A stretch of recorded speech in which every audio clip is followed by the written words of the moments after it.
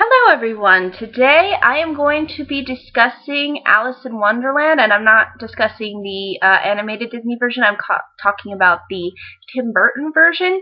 And this title of this segment is called What I Would Have Done. And basically what I do is I talk about the various problems that a particular film had, and I discuss the things that I would have done instead to make the film better. And I think both critically and through moviegoers alike, this film really, I think, disappointed people.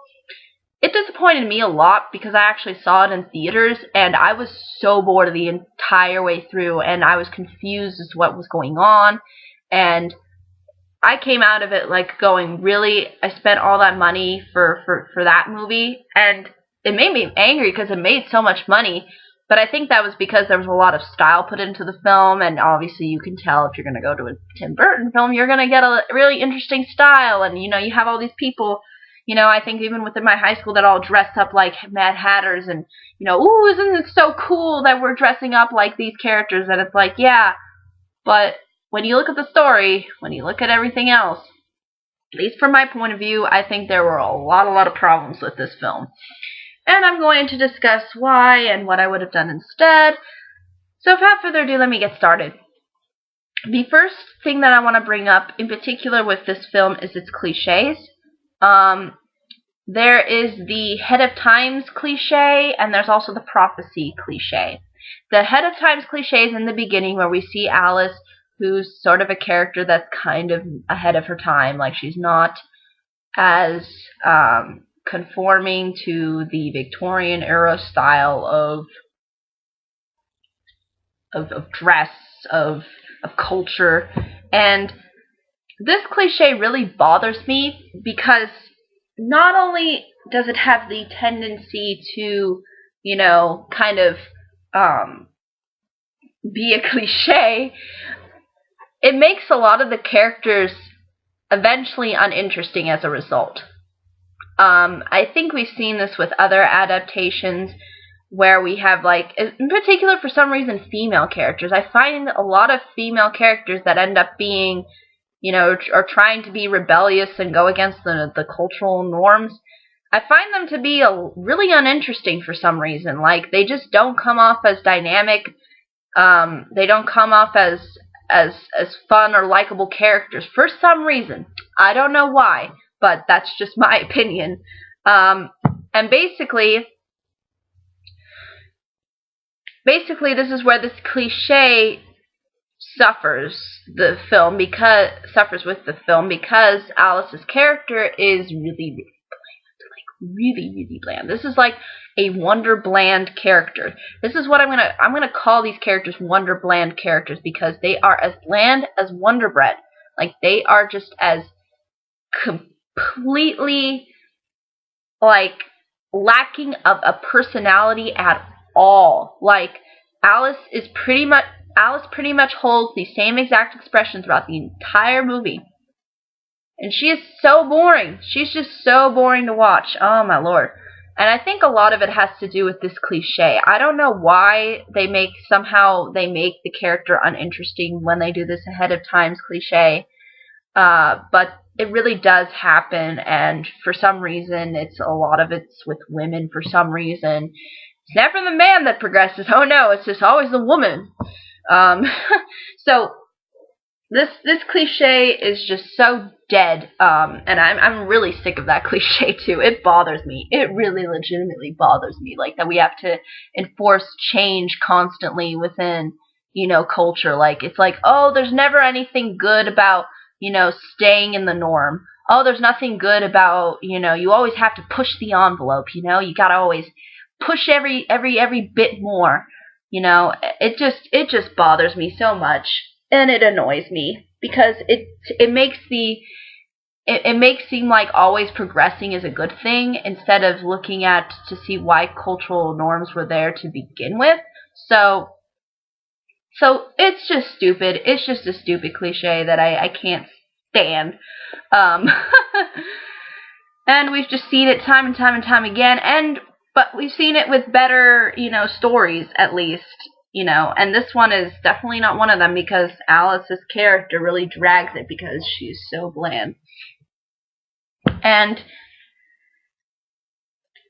so instead of having that cliche in there, I would have just made Alice a more spunky, more lively, more active character. You know, I would have just made her more geared towards being fairly just out there and childlike and not really ready for adulthood. And you can really see how a lot of the characters within this film are fairly serious. You know, it's like the Victorian era where everything is really long and, you know, you're supposed to wear certain things, and it's just, I think, really dumb to just have this cliche in there. And instead, they should, in my opinion, I think they should have just had Alice be like this really out there, fun, go-lucky character, and she's not like a lot of the other girls her age who are more snooty or proper, you know, and she feels like left out. And you could probably say that that also might lead into another cliche, but I think for this kind of story, I think that cliche just works better than this kind of story, because I think it would have made Alice a lot more interesting. And instead we have this head of times cliche where she's just bland, and it's just like, no, I'm not going to do that. And no, I'm not going to do that. And oh, I'm so, you know, I'm so different from everybody else. It's like, no, you're not. You're bland. You're bland as Wonder Bread. You're Wonder Bland. So basically, that's one cliche that I would have changed, and in the process, change Alice's character to being a little bit more interesting and dynamic. Also, not only is there a ahead of times cliche in this movie, there is also a prophecy cliche in this movie. You know, the chosen one. Haven't seen this before. Have not seen this before. And they put it into the Alice in Wonderland world and the Alice in Wonderland universe.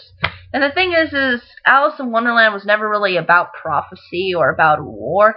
It almost seemed like Tim Burton was really trying to make Alice in Wonderland like Lord of the Rings. I am not kidding you, because there is a war, there is a chosen one, you know, there is something that needs to be destroyed, you know, the Jabberwocky within the film, which you will see if you choose to watch the film.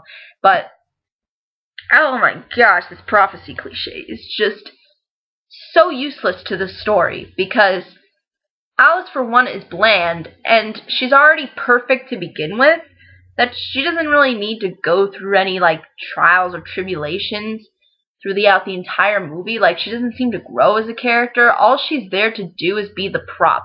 Like, she's pretty much like Prince Philip from Sleeping Beauty. He's just there as the prop to carry the story along. But at least in Sleeping Beauty, we had three fairies who really were the ultimate heroes of the movie. In Alice in Wonderland, you just get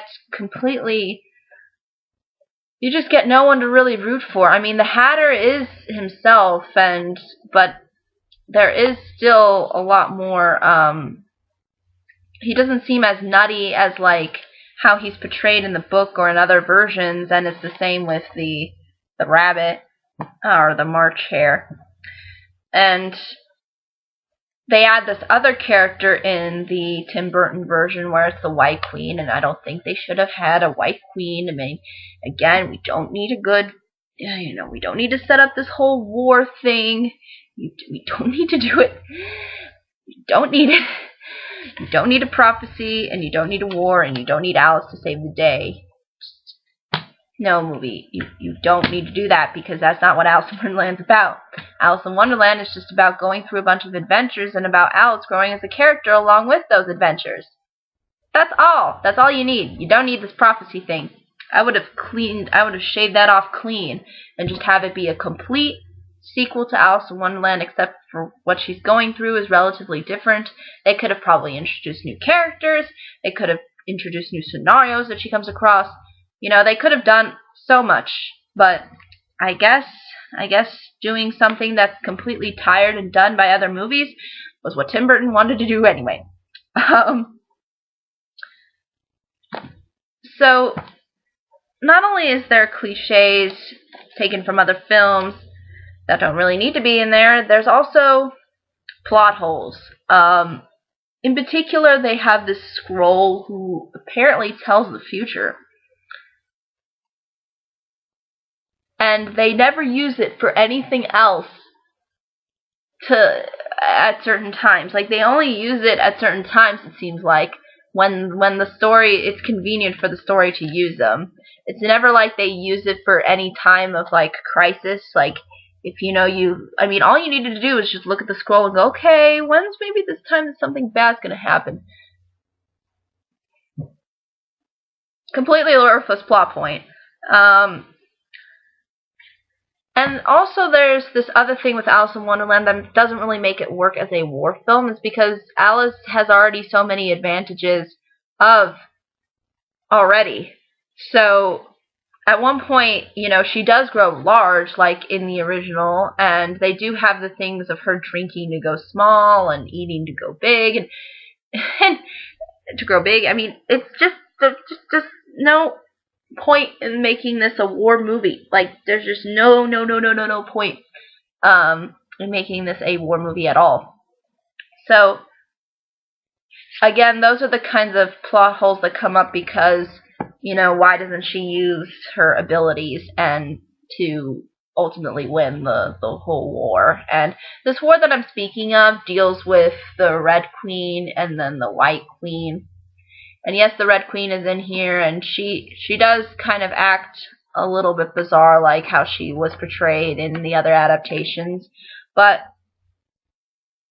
it just seems like that they ultimately did not know what to do with her, because, I mean, the Jabberwocky is really supposed to be like the main villain that Alice ultimately defeats. I guess he's just sort of a pawn for the Red Queen, but I would have just taken the complete Jabberwocky thing out of it. There's no point, just take away the prophecy, just have her go through all these different scenarios, and then maybe deal with, the Red Queen eventually, where maybe she has to deal with, head chopping and the illogical world of Wonderland. And not only that, but this film is fairly gruesome at times. I mean, they do show an eye getting popped out. They do show a Jabberwocky's head being sliced off. I really thought that this movie was PG-13 material, but apparently they were like, oh no, PG, totally cool, It's alright to see dismembered heads, and you do see dismembered heads at one point, and it's just really dark, and I know Tim Burton's known for his dark films, and I do love the aspect of him being different, but he didn't need to put in all of these gruesome elements in there. And I mean, there's other films that he does that are relatively dark, and they don't really show, like, fairly gruesome kinds of deaths or injuries. They don't show somebody literally getting their eye pulled out, and it's not really a person, it's more a creature, but still. And they don't show somebody or some creature getting their head sliced off. Like, they show it completely. So I really don't know why this all of a sudden needs to be put in there. You can make it dark, you can make it stylish however you want, like they did in the movie, which I will praise the movie for doing. Like, the style is unique and interesting. But you did not need to have all these gruesome elements in there. Let me discuss, before I discuss the biggest issue I think this movie has, let me discuss the dance. And I'm not talking about just a dance where it's rehearsed and there's choreography. I'm talking about the random dance sequence that Johnny Depp does towards the end of the film when Alice has, won her victory. Spoiler. I don't think that I spoiled that. I mean, it was completely obvious. It already said in the prophecy, yeah, you're gonna win. Don't worry. There's no stakes here. And he literally does this, like, dance, like, and they literally play music. And I'm thinking to myself, oh gosh, why did you put this in there? Why did you do this? What is the point? And I think this is becoming a cliche for some reason, because I've seen it in Spider-Man 3. It's in a lot of other really bad movies. For some reason, this is a bad movie cliche to put in like these like random dance sequences that hold no purpose at all. Oh, I just can't stand that cliche. That cliche just bothers me. At least I think it's becoming a cliche for some reason. Like, just for some reason, in really low quality type movies, you will always see somebody trying to pull off a dance number and try to be funny when it's really not funny at all. So that was I think an issue, and I definitely would have taken that out. Now let me discuss the biggest issue that I think is present within this movie. The biggest issue I think this movie has is the whole concept that they set up for Alice in Wonderland. Because we are never really given an explanation as to whether ultimately what Alice is experiencing is real or is a dream. It confuses itself sometimes. Like, I mean, at points even Alice says, "I know this is all a dream. I know I'm gonna wake up eventually," and which, I mean, already, like, oh, no stakes here. If she's gonna wake up, I mean, there's no point. But maybe you could have had stakes, like maybe she got into some kind of coma or whatever, and then somehow if she doesn't get out of the dream, she'll stay in Wonderland, forever. You could have gone from that angle. That would have been interesting, and really emphasize the fact that it's not a reality world. It's just all within her head. But no, this movie seems to want to emphasize this idea of Alice actually experiencing Wonderland as a reality, that it is something that is real. And that really, it's just so confusing because it doesn't make any sense. Because Alice in Wonderland is a fantasy. It's not designed to be reality. And even if it was, it seems like nobody has even investigated or seen if this world really exists.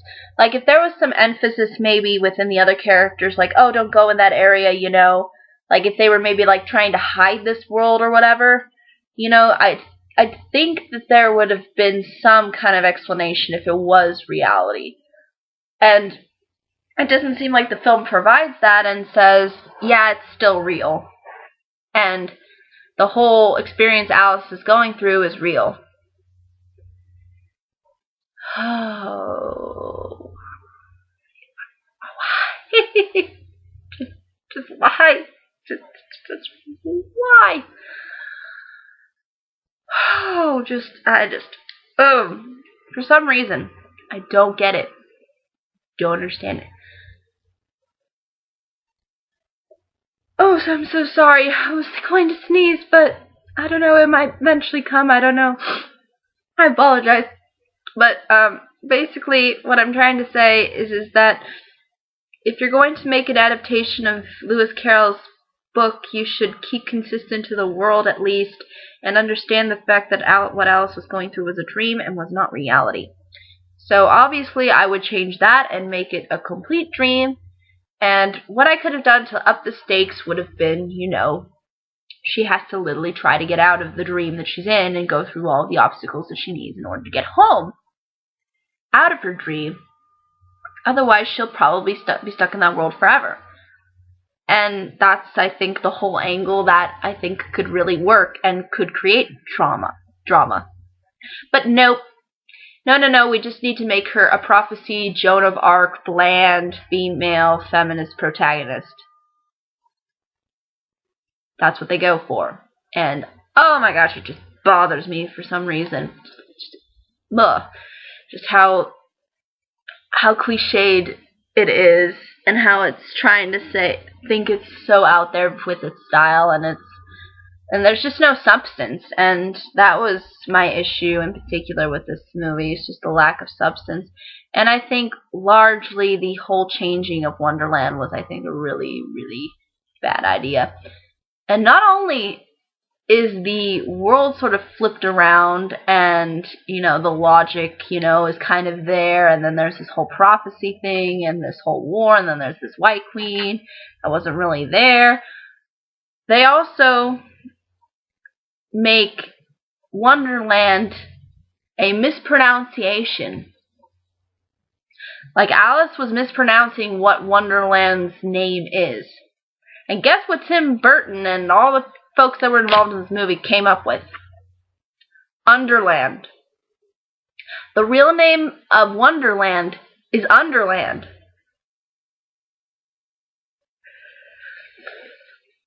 Really, movie? Are you really trying to make an adaptation of Alice in Wonderland? Are you even trying to be an adaptation of this? Are you even trying? So it's really confusing as to what this movie wants to be, and I think a lot of that has to do with the fact that they decide to put in all of these cliches and think that they understand what Alice in Wonderland is about, but they really have no clue, and then they just put in all of this stuff, and then they make a really bland female lead, and then you just toss in the fact that they don't really have consistency with their plot. It's so confusing. At the end of the movie, I'm like, I think the biggest takeaway I had was I have no idea what that movie was trying to do. I have no idea what this movie was trying to say. And if it was trying to say anything, it was probably something that I've already gotten from a lot of other films, and that were done a lot more better in those films. This is just schlock. And what I would have done instead is, 1, made Alice a way more dynamic character. 2, make her go through Wonderland in a similar way as she did as a child, but instead maybe with different obstacles and different kinds of things that come up, and things that, you know, that the other Disney versions and other adaptations haven't really used. So they could have used those, have her go through this adventure, and the whole idea is that, you know, if you can't get out, you know, then you won't wake up, and or if you can't escape Wonderland, you know, like through the door, you can't get out, and you'll stay in that state.